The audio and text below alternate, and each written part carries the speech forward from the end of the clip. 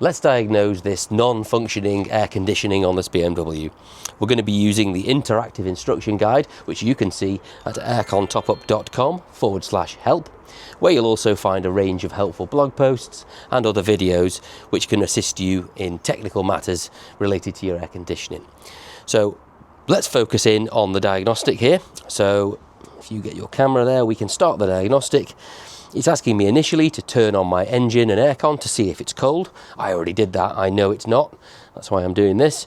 What type of hose do I have? Traditional or trigger? Well, we have the trigger. And now we need to check the pressures. So it's asking me to connect up, which is very easy. The end of this aircon top-up hose is a really easy one-handed operation. And I've got, well, about 7 psi on that gauge there. So I'm going to enter 7 into there, and I'm now instructed to start the car, which I will do.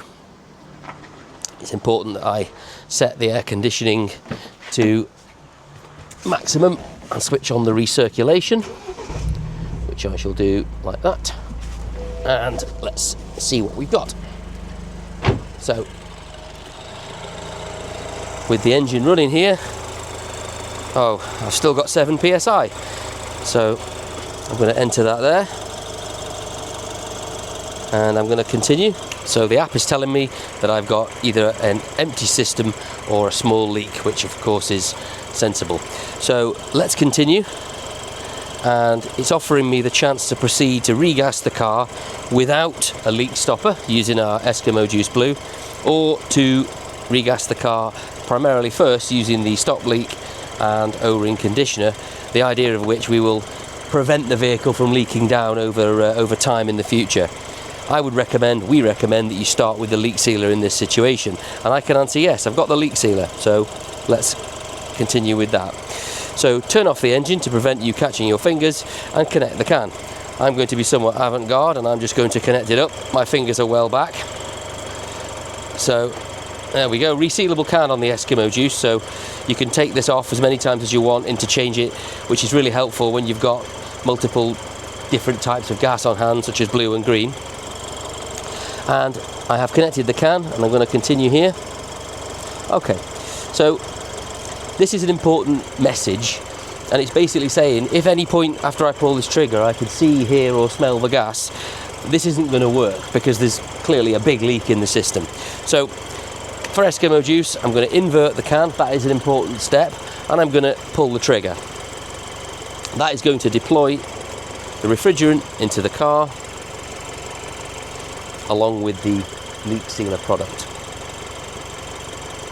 I've already checked, and this particular vehicle is around 500 to 600 grams of, you could hear the compressor kick in there, which is a great sign. That definite click as the clutch kicks in. That means that the gas is going in and things are progressing. But as I was saying, this vehicle's 500 to 600 grams of refrigerant full, and I know this can is only 265, so I know I can empty this entire can into this system and I'll still be able to top up using the blue can to finish the job. So I don't have to watch the gauge because I know I'm going to be well under.